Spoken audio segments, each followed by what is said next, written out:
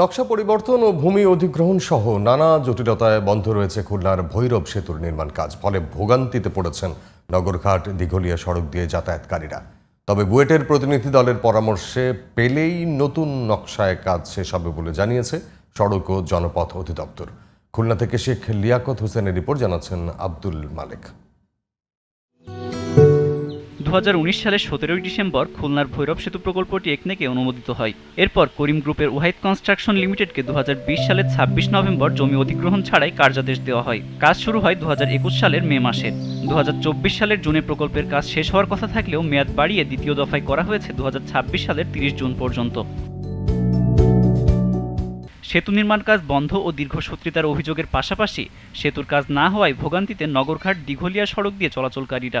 কাঁচামাল আনতে যায়, আজকে আমার ব্যান্ডা প্রায় নদীর ভিতরে পড়ে যাওয়ার কায়দা। এই আমরা 3 বছর ধরে শুধু দেখতেছি এই ব্রিজের খাম্বা, এই 3 বছর এখনো কিছু দেখতেছি না। অনেক সময় আমাদের গাড়ি ঘোড়া পার হতে গিয়ে আমরা পড়ে যাই, আমাদের রুগীর পত্র অনেক সময় নিতে গিয়ে অনেক সময় রাস্তায় মারা যায়। নকশা পরিবর্তন ও ভূমি অধিগ্রহণের জটিলতায় এ অবস্থা সৃষ্টি হয়েছে বলে জানায় ঠিকাদারি প্রতিষ্ঠান। আগে ছিল 7 পয়েন্ট, গাড়ি চলার রাস্তা ছিল 7.3 মিটার, ব্রিজ ছিল 10.3 মিটার, আর এখন হচ্ছে গাড়ি চলার রাস্তা হচ্ছে 10.3।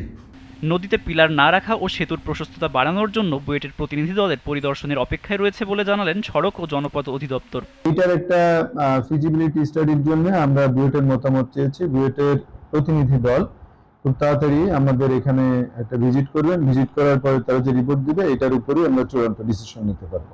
দুর্ভোগ লাঘবে ভৈরব সেতুর কাজ দ্রুত শেষ করবে কর্তৃপক্ষ, এমনটাই দাবি স্থানীয়দের।